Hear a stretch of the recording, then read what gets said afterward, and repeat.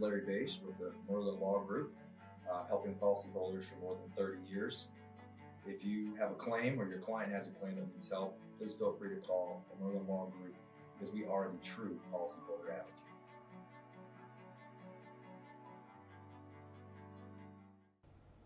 Good afternoon, everybody. Meteorologist Frank Gaetano here live from the Hail Palace for your daily hail forecast. As always, sponsored by C3 Group, Merlin Law Group, and the American Contractor Show. Thank you guys for making these videos possible. Check them out in the description to this video. Andria's gone. She's off the coast, so we're going to take a look at the numbers and kind of recap how Storm System Andria impacted the country as the system tracked eastward across the country. And then after that, we're going to talk about how not really going to talk about it too much, but we do have a quiet weekend in store as we get into more of a tranquil pattern until we reset for next week, where we may have Storm System Brandon. So we're going to take a look at that towards the end of the video and talk about what kind of risk we can be seeing towards the middle part of next week. We do have some upcoming events. Well, we have one upcoming event, the Orca Mini Roundup. That's going to be on March 29th. We've been talking about this for a while now. It's going to be right here in Oklahoma City at 420 East Britton Street in Oklahoma City. It's a free event. There's going to be drawings. You can get money off your membership for Orca, so make sure you come out on March 29th and go to the Orca Mini Roundup. Looking across the country right now, not a lot going on. We do have a little precipitation going on here in Kansas and in the Ohio Valley, and then just a very little bit here in the Pacific Northwest. But other than that, it's beautiful across most of the country, at least weather-wise. It's a little chilly up in the north, but you know, that's kind of what we expect to see in March, is this kind of halfway delineation of where the warmer temperatures are starting to come back in the southern part of the country, and we're still chilly up in the north. So I said we were going to talk about Andria. Here we go. These are the headlines that we have from Andria. Not really a prolific hail producer. Not too much hail came out of this system. The only real decent map we had, we had a few 2-star maps, so it's not like nothing happened, but we did have a 3-star map in the New Braunfels, Texas area. Now, unfortunately, this was a prolific tornado producer. We'd never like to see that, but we did have at least 60 confirmed tornadoes out of this storm system. The most notable of those tornadoes were in eastern New Orleans, which is where this photo is from, of this house just completely destroyed. We hate seeing that happen to these communities. So this house is completely slabbed. So if you can, find out ways to help the communities down in New Orleans. And then also in Round Rock, Texas was another high-profile tornado event in that area. We never like to see that, and unfortunately, Andria was a prolific tornado producer. Let's take a look at the numbers from Andria. So overall, we had 110 tornado reports, 55 large hail reports, and 191 high wind reports from this system. And how's that match up since January 1st? That gives us a total of 291 for tornadoes, which is pretty high for this early in the season.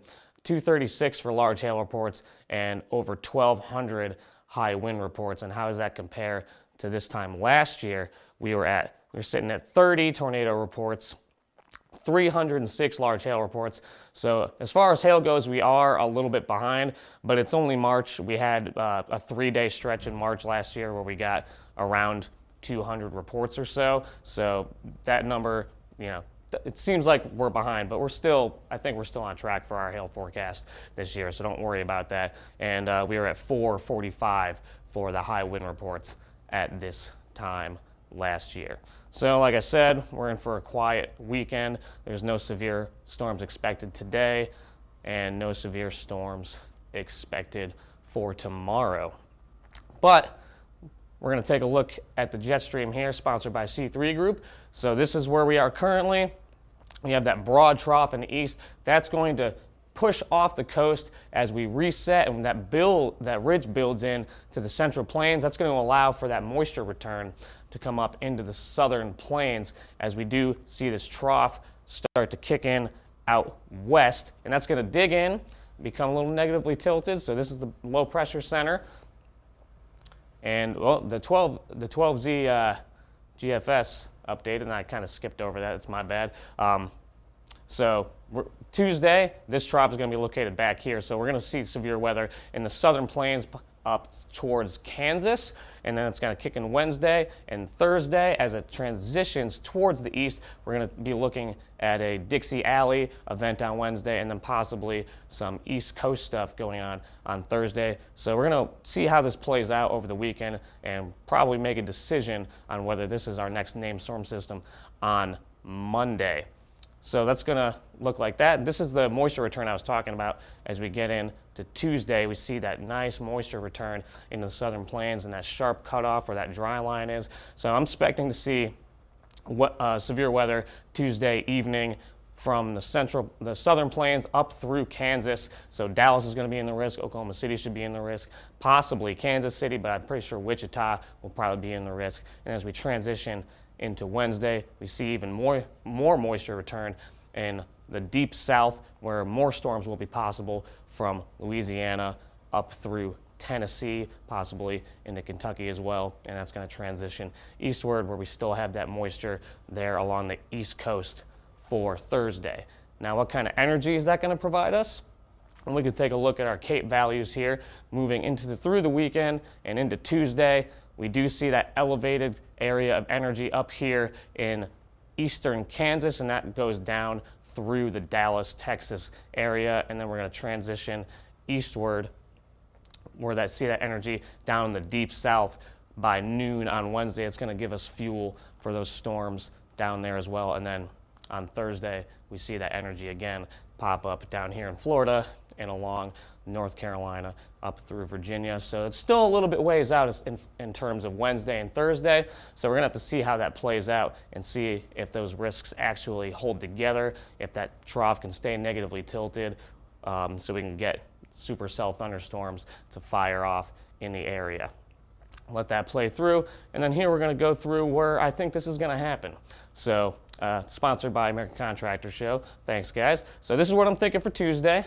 Dallas, Texas, up through Oklahoma City, and up through Wichita. This is my preliminary outlook, so this can change. It probably will change at least a little bit by the time we get to the beginning of next week. So that's what I'm thinking for Tuesday in terms of severe weather. And then on Wednesday, that's going to shift eastward and southeastward, and then a little bit broader area as we're looking at Louisiana, up through Arkansas, Missouri, Kentucky, Tennessee, and portions of Mississippi and Alabama is where we can expect to see severe weather on Wednesday. And I'm not going to put a risk out for Thursday yet. I think it's a little bit too far out. So make sure you stay updated with us so we can keep you updated on the possibility of Brandon next week. Stay updated with us on Twitter, Facebook, Instagram, and YouTube. We're also on TikTok. We are at HailTrace for all of those. And if you want to stay in contact with us, you can call us at 855-334-4245, email us at info@hailtrace.com, or you can chat with us right on our website at hailtrace.com. In the lower right-hand corner of the screen is a little chat box there. You can get in contact with us that way. So I hope everybody has a great rest of your weekend. We do expect to see quiet weather, so we'll see how good we can reset and get that severe weather back for next week.